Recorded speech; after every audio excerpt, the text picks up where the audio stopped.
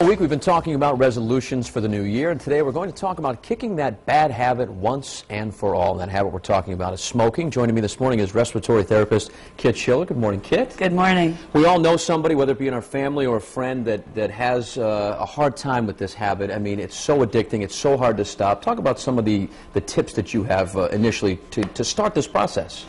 First of all, you really have to recognize what the addiction is. People that are in families with non-smokers who are trying to quit, it's real tough because everybody else thinks, well, what's wrong with you? Just quit. Right. It's not that easy. It's a true addiction. It's both physical and psychological, and there's two parts of it that you have to fight. Now, I chewed tobacco for 14 years, and I just quit cold turkey because I figured I needed my face in my mouth for my career. You know, Isn't it was that like true? a kind of a, not only was it a life and death thing, but it was like, you know, hello, why are you doing this? But I did it alone, which was hard, but you say this isn't something that you should necessarily try doing alone. We find that people have more success when they actually get into a group. I've had some people that tried to quit on their own, and granted, some people manage to quit on their own, but it's a tough road. You need a lot of support, and you don't need family kind of beating you up for it.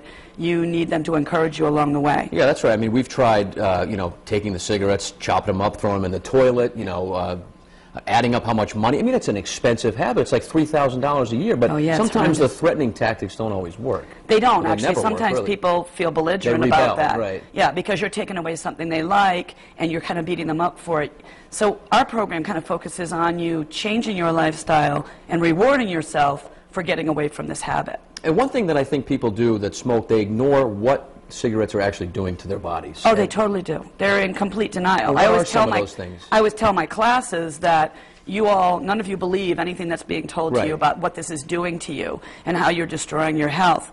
I often say to them, you still feel okay, but by the time you don't feel okay, you will have done so much damage to your lungs that there's some of it will not be able to be reversed.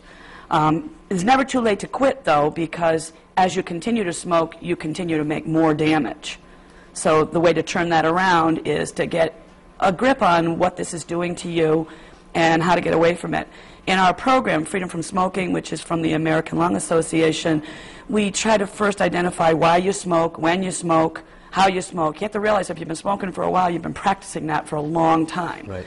And you have to get out of that habit. There's a lot of habit cigarettes that smokers will realize, oh, I just lit up.